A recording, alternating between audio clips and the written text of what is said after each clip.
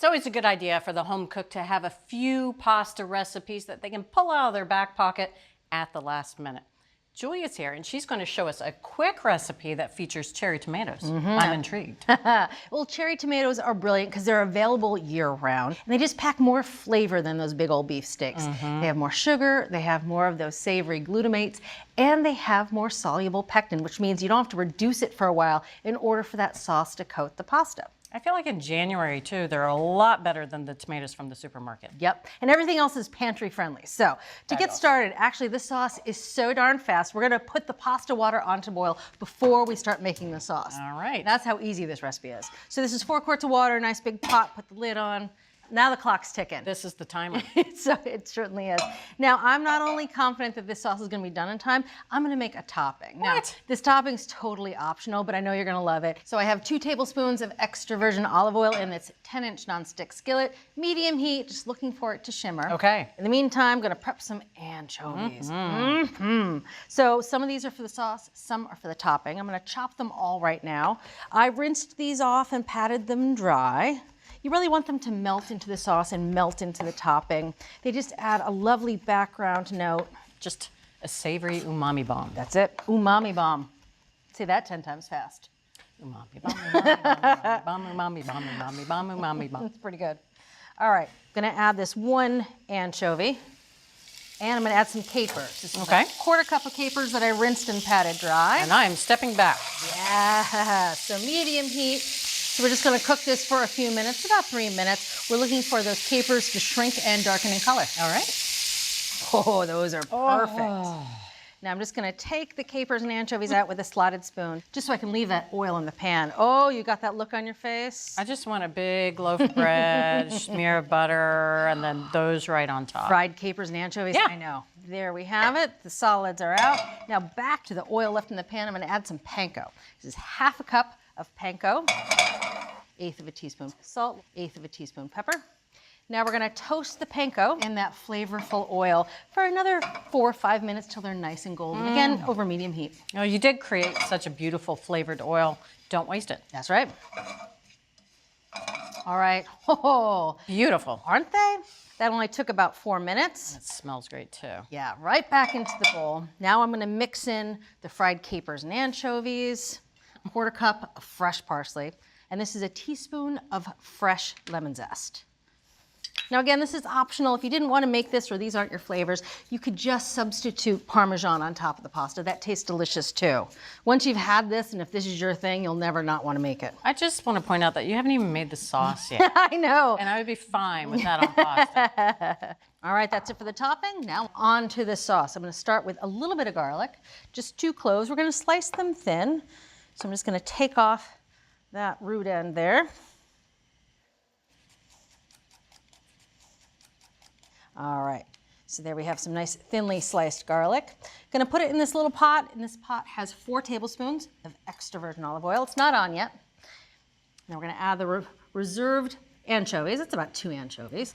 All right, over medium heat this goes. Just gonna cook it for 4 or 5 minutes until the anchovies start to disappear and the garlic gets a little golden. And you couldn't do this with minced garlic. It would be done well before, what'd you say, 4 to 5 minutes? That's it. But with sliced garlic, you can cook it for a longer period of time without having to worry about it scorching. Yeah, and all those flavors get infused into the oil. So this is time well spent. All right. Flavorful oil once again. Oh, just dip some bread in that. Yes, please. Hello. So it's been a few minutes. You can see the edges of garlic are starting to get golden. Now it's time to add the tomatoes. 2 pounds of cherry tomatoes. Hey. No prep. No prep. No prep. In the pot, they go whole.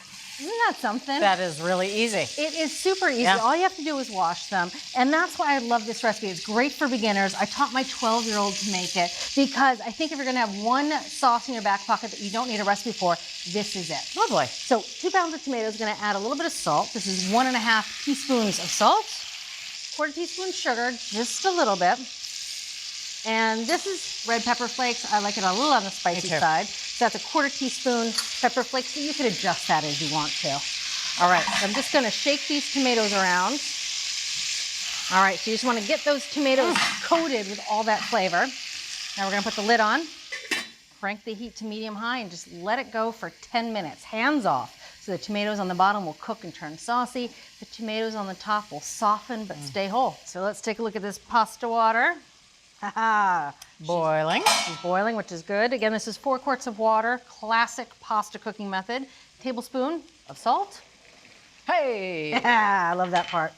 Now we're gonna add 12 ounces of pasta, and we're just gonna cook it until it's al dente, which, depending on different pasta shapes, can take different amounts of time. You got a little campanile going on there. I like how that shape, those little tulips, really curve around the sauce.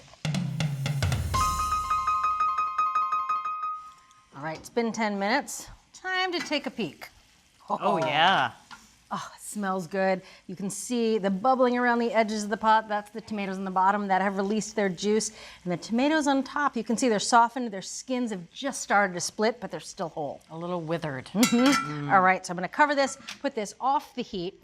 Time to check the pasta. Okay. And if my timing is correct, this pasta will be perfect. Only one way to tell if pasta is fully cooked, and that's to taste it. Yes. I thought you were going to throw it at me there. Not today, my friend. All right, cool it off a little bit. On the nose. What are you looking for?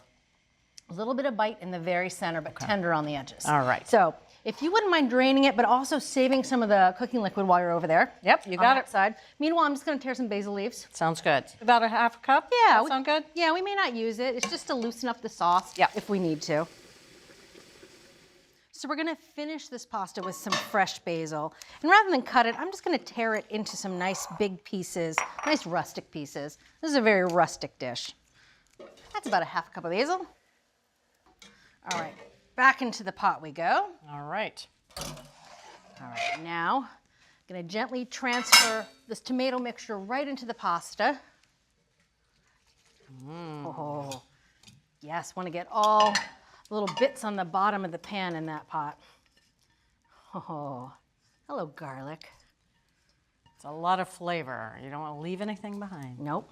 So now we're gonna add 2 tablespoons of chilled unsalted butter. This just adds some richness, adds some nice body, and of course, the basil. Stirring it so that some of those tomatoes break down, some stay whole, that butter melts. Nice creaminess. So that the cherry tomato, the flavor, all of it sticks to the pasta. That's it, all right. Oh, it smells amazing. Just gonna add a little of that pasta cooking water, help some of that butter and those tomato juices make a nice luscious sauce. Time to taste. Give you some nice big tomatoes on top. Oh, hello. So here's a little of that topping that we made at the very beginning. This is restaurant worthy. It is. I mean, that's what it's all about. You're getting a nice, warm, cooked through juicy cherry tomato. And even though it's not a smooth tomato sauce, you just have the cherry tomatoes going in there, but they burst and they created this juicy, juicy sauce. Yeah. I mean, it's so easy. I love that you don't have to prep the cherry tomatoes. You just dump them in the pot and they cook perfectly on their own. So easy. So savory too. Really well seasoned. Every bite is kind of packing a punch. Yeah. Crunch is good. Yes. But I love those crispy capers and the toasted breadcrumbs. I think this is perfection. Ah, thank you. Right out of the pantry.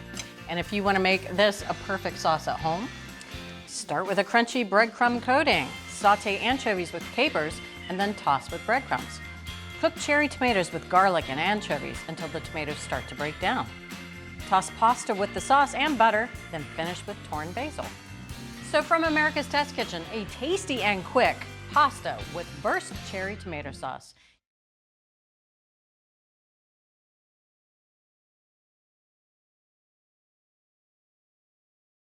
Thanks for watching America's Test Kitchen. What'd you think? Well, leave a comment and let us know which recipes you're excited to make, or you can just say hello.